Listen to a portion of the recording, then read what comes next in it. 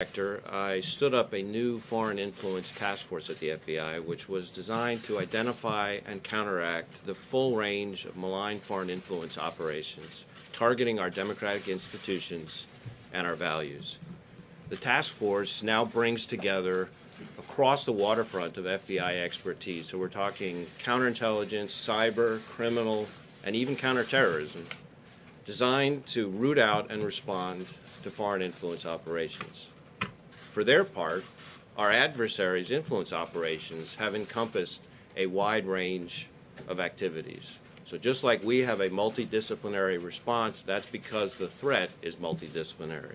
So just a few examples of some of the things we've seen over the past.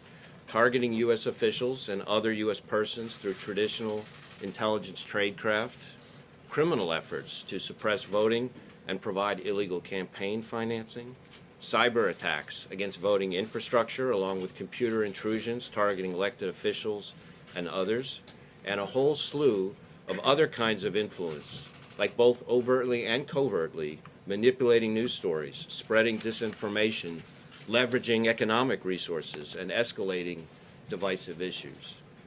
But it's important to understand this is not just an election cycle threat. Our adversaries are trying to undermine our country on a persistent and regular basis, whether it's election season or not.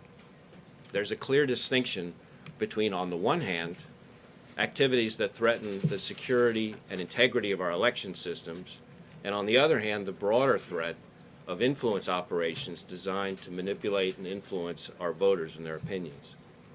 With our partners, we're trying to counteract both threats. We have three pillars to our operational strategy. The first pillar is our investigations and our operations. And for a variety of reasons, which I hope are obvious, and including operational sensitivities, I'm not going to be able to describe the full extent of those efforts, but I will tell you that our Foreign Influence Task Force works with FBI personnel in all 56 FBI field offices. And even as we speak, we've got open investigations with a foreign influence nexus spanning field offices, FBI field offices across the country. So make no mistake, the scope of this foreign influence threat is both broad and deep.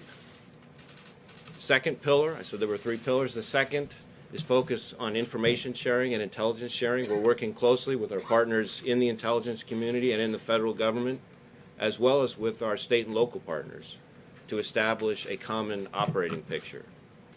Just last week, as an example, we disseminated a list to our state and local law enforcement partners of various foreign influence indicators for them to be on the lookout for, things like malicious cyber activity, social abnormalities, and foreign propaganda activities.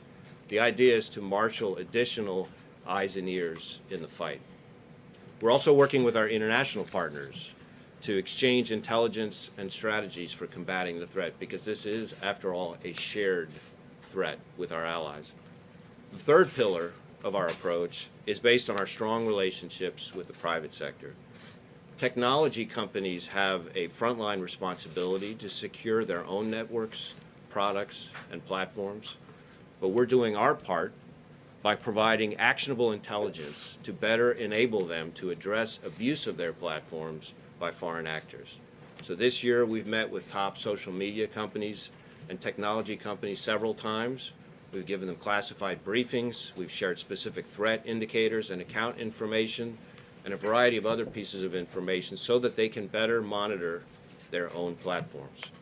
The reality is it's going to take all of us working together to hold the field, because this threat is not going away. As I have said consistently, Russia attempted to interfere with the last election and continues to engage in malign influence operations to this day. This is a threat we need to take extremely seriously and to tackle and respond to with fierce determination and focus. And together with our partners, both those here and some of the other partners we've talked about, I'm confident that we can protect the integrity of our democratic institutions and maintain public confidence in our electoral process. Thank you.